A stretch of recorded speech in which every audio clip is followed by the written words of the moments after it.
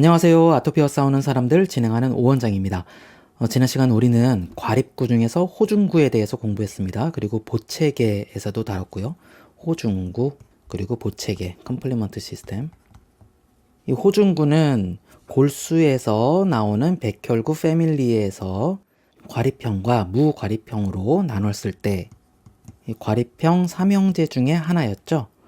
호중구, 호산구, 호염기구. 그 중에서 호중구는 혈액 내에 있는 백혈구 중에서 제일로 많다. 50에서 70%까지가 다 호중구다.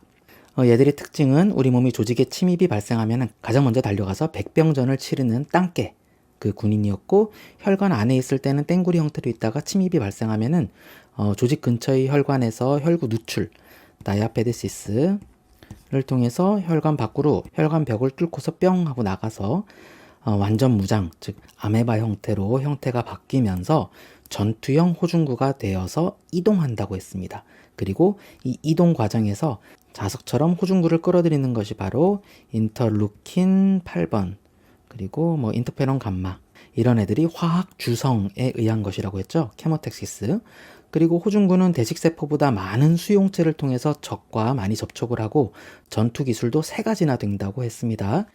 대식세포처럼 식세포 작용이 있고요.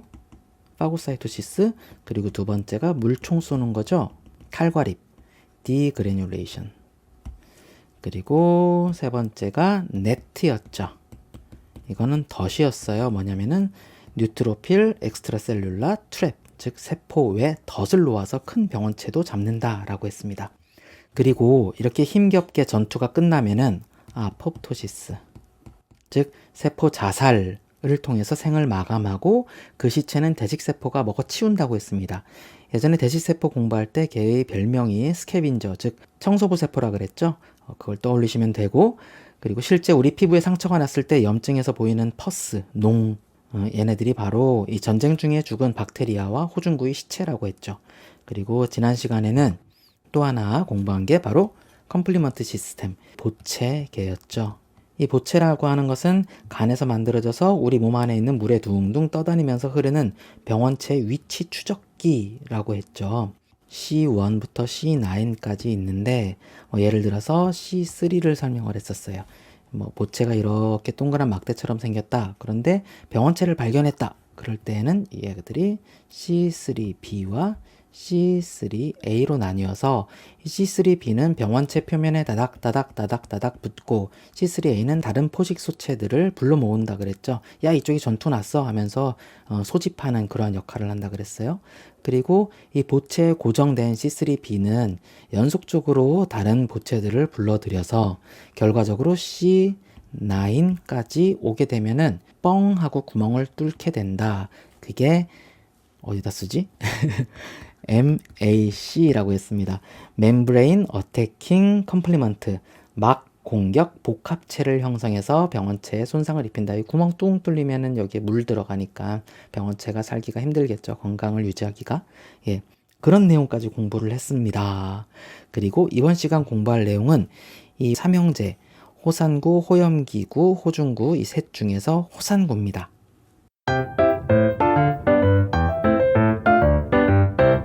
사실 이 호산구 공부할 때는요, 호염기구, 그러니까는 바소필, 그리고 비만세포, 마스트셀이라고 하죠. 얘네들하고 뭉뚱그려서 한 세트로 공부하는 게 맞아요. 기생충하고 알러지에 관여하는 그런 애들이거든요. 그런데 워낙 내용이 방대하기 때문에 이번 시간에는 호산구 하나만 먼저 좀 다룰게요. 그래도 머리가 뽀개질걸요? 제가 그랬거든요. 자, 호중구가 우리 혈액 내 백혈구에서 50에서 70% 제일 많다 그랬죠? 이 호산구 에오시노필은 1에서 3% 정도밖에 없어요. 그런데 얘네들은 혈액 내에는 그런데요. 혈관 안쪽은 그런데 조직, 즉 혈관 바깥쪽에 우리 몸의 각 조직으로 가면은 이 안에서보다 100배 정도 많습니다. 이 혈액 내에 있는 호산구는 단위로 보면은 1 마이크로리터 중에서 400개 정도라고 합니다. 이 400개를 넘어서 500개, 1000개 된다 그러면 이제 다른 병을 의미하는 그러한 지침으로 활용될 수 있는 거죠. 이 호산구가 주로 위치하는 그 조직은요, 하부 위장관하고 호흡기, 그리고 생식기의 상피 바로 아래 있는 결합 조직 같은 데 있어요. 다시 설명드리자면은 위장관은 입부터 식도, 위, 그리고 뭐 십이지장을 포함한 소장, 그리고 대장, 그리고 항문까지를 이 긴 트랙, 소화관을 얘기합니다. 그 소화관 중에서 하부, 즉 소장 이하, 대장까지 그쪽에 호상구가 주로 위치하고 있다라고 보면 되고요. 그리고 호흡기에도 일부 위치하고 있다. 그렇게 이해하면 될 것 같고, 형태 한번 볼게요. 호상구 이렇게 생겼는데, 물론 이렇게 생긴 건 그림이지만, 얘도 역시 다형 핵 백혈구죠. 폴리, 모포, 누클리어, 류코사이트. 다형 핵 백혈구. 뭐냐면은 이 핵이 얘는 분절이 두 개로 돼 있죠. 세그멘테이션이 반으로 돼서 두 개로 나뉜다는 겁니다. 지난 시간 공부했던 호중구는 3개에서 5개까지 분절이 일어난다고 했죠. 예, 그리고 이 호상구의 과립들, 이 과립들은 여기서 핑크색, 붉은색을 띠잖아요. 이것도 역시 지난 시간 공부했던 헤마토실린, 에오신 염색을 했을 때 이런 식으로 표현이 된다는 겁니다. 산을 좋아한다. 에오신이 산이니까 산을 feel, love 한다는 거니까는 산을 좋아하는 건 산이 아니죠. 염기죠. 즉 호상구 안에 있는 이 과립들은 산이 아니라 염기 쪽이다 라고 유추해 볼 수 있겠죠. 그리고 그 다음 그림을 보면은 이게 호상구의 특징을 보여주는 거예요. 호중구 같은 경우에는 식세포작용도 하고 네트를 쳐서 덫을 치기도 하고 그리고 탈과립도 하기도 했는데요. 호상구는 주로 쓰는 무기가 물총입니다. 호상구는 총에 특화된 소총수 같은 걸로 보면 돼요. 그렇다고 막 원거리에서 쏘는 미사일을 발사하거나 뭐 스나이퍼 같은 그런 건 아니고요.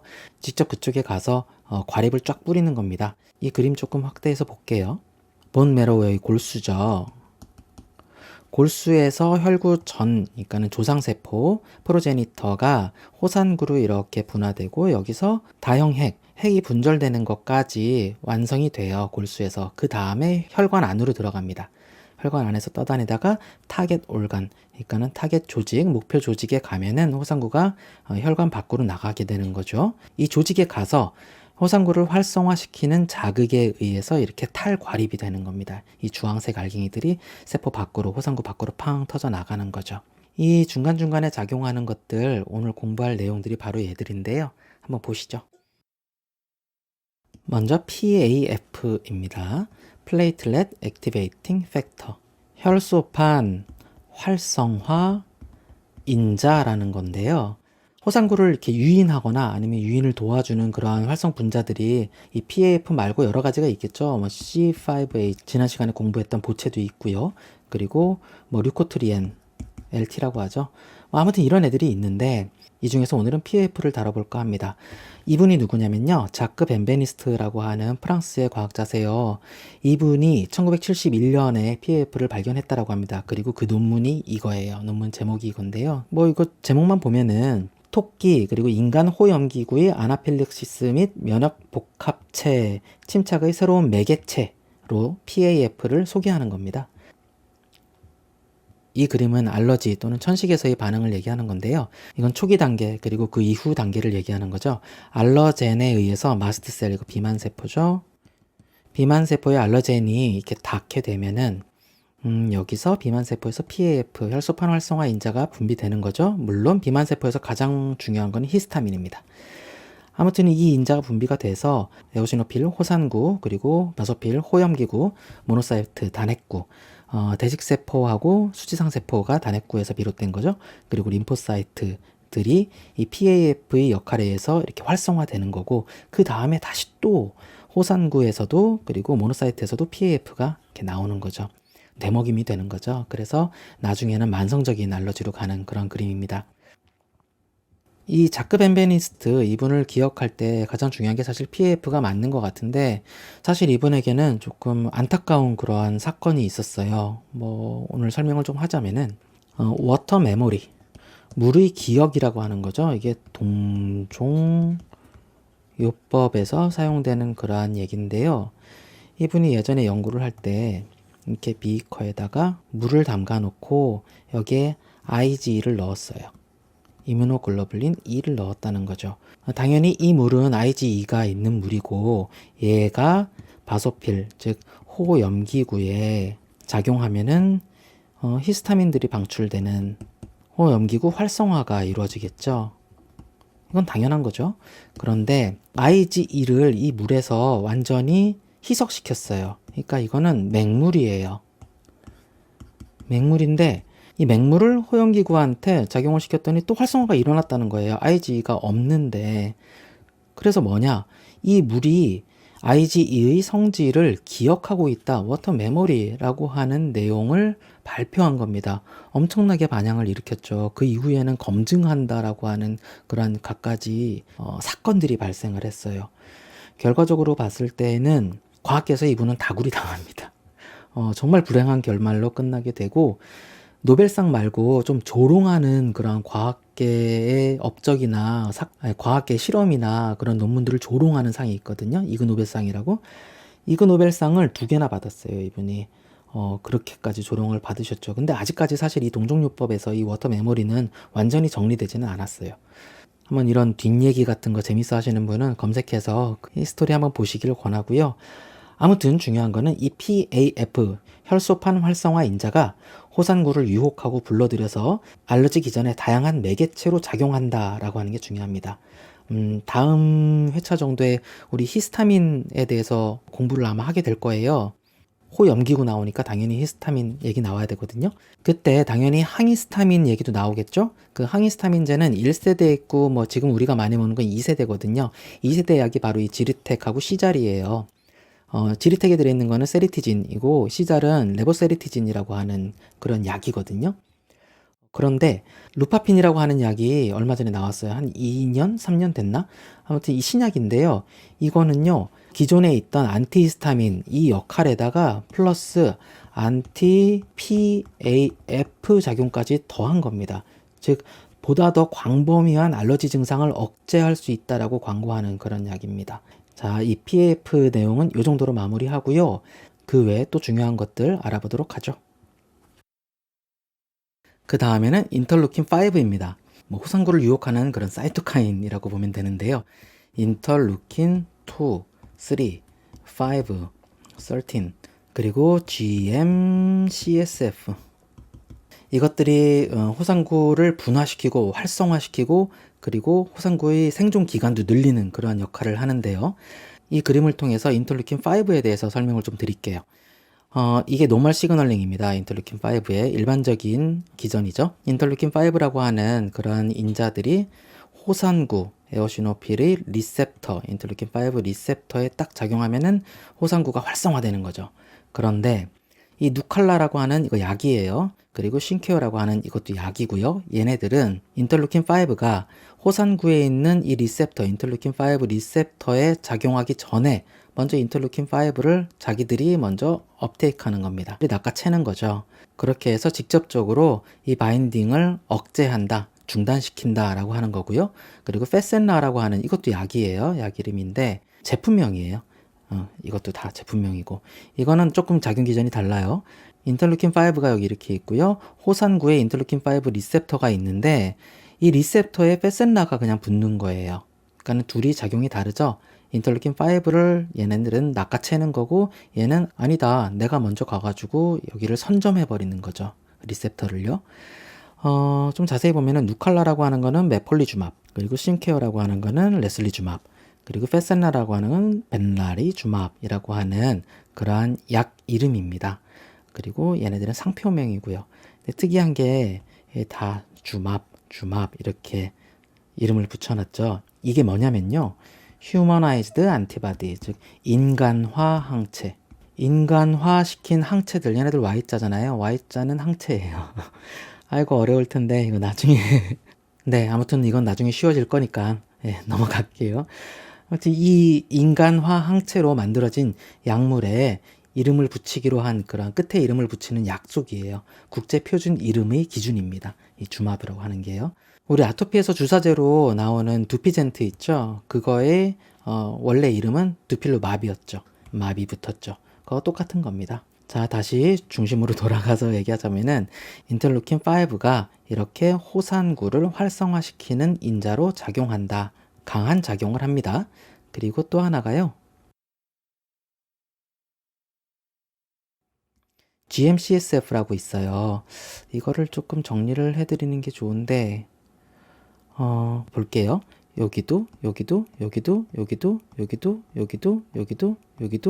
다 작용하죠. 뭐냐면은 스템셀에서 그러니까 전구세포에서 이 적혈구도 그렇고 혈소판도 그렇고 여기 과립구, 삼형제 그리고 단핵구까지 분화되는데 다 GM-CSF라고 하는 애들이 작용한다는 거죠.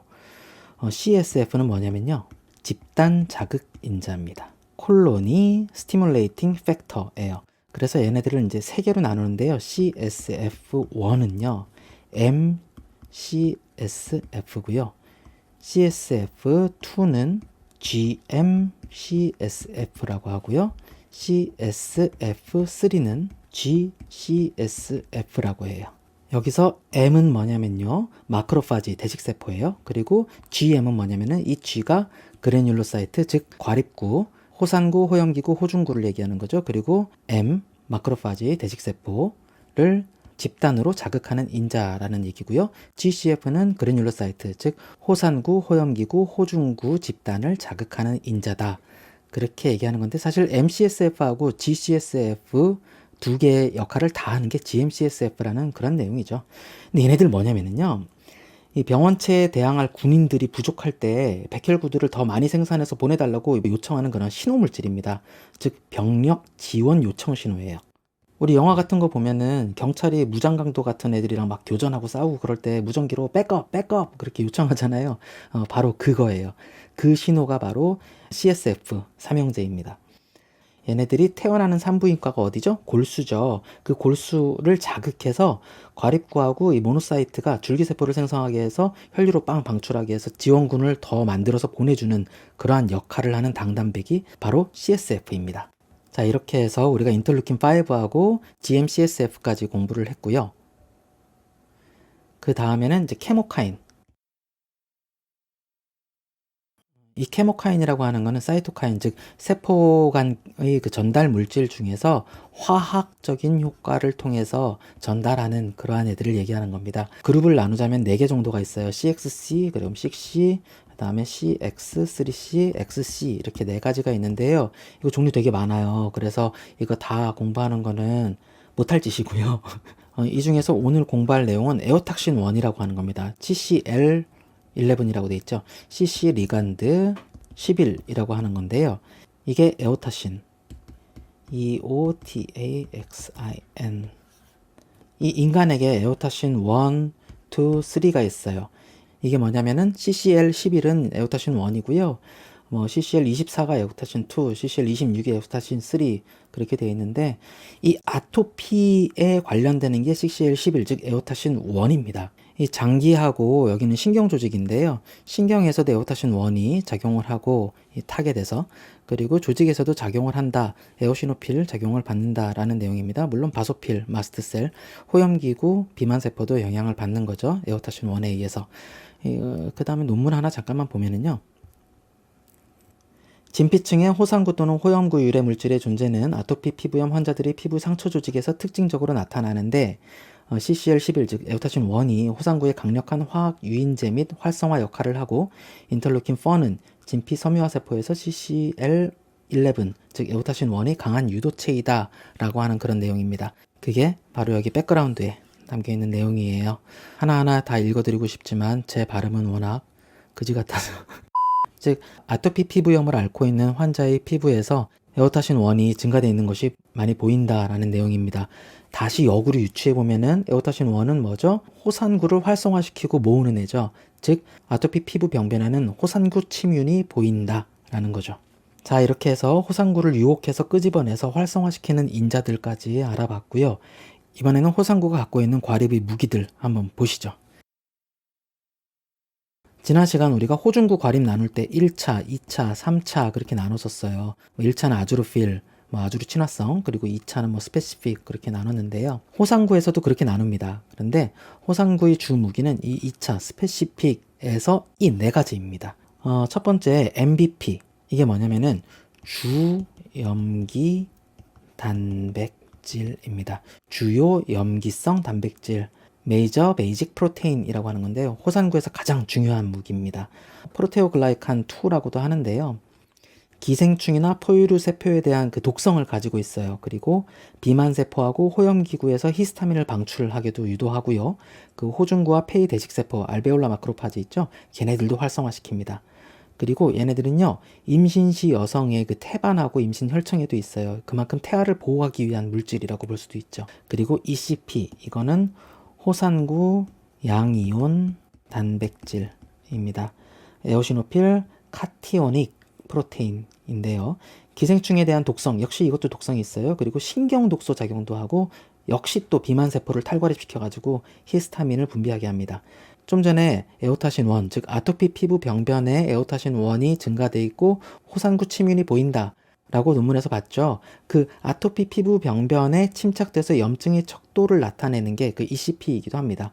이 호산구가 증가하면 당연히 호산구 양이온 단백도 증가하는 거예요. 그래서 기관지 천식 환자분들 있잖아요. 그런 분들한테 염증 반응이 나타날 때 이 ECP 검사를 하기도 합니다. 그리고 EPO, 이거는 호산구 과산화 효소, 그 에오시노필 페록시데이즈라고 하는데요. ASE로 끝나면 제가 뭔가를 분해시키는 분해 요소라 그랬죠. 이것도 역시 비만 세포를 탈괄입시켜가지고 비스타민 방출을 유도해요. 기도 수축하고 과민 반응도 일으키고.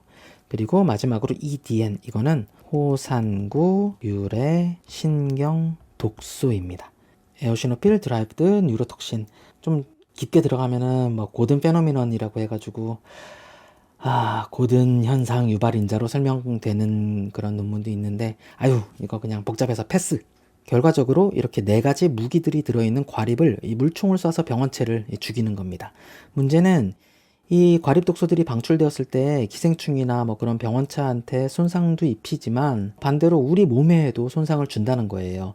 더군다나 얘네들은 자기들만 작용하는 게 아니라 호염기구하고 비만세포를 활성화시키는 그런 매개체로 작용한다 그랬잖아요.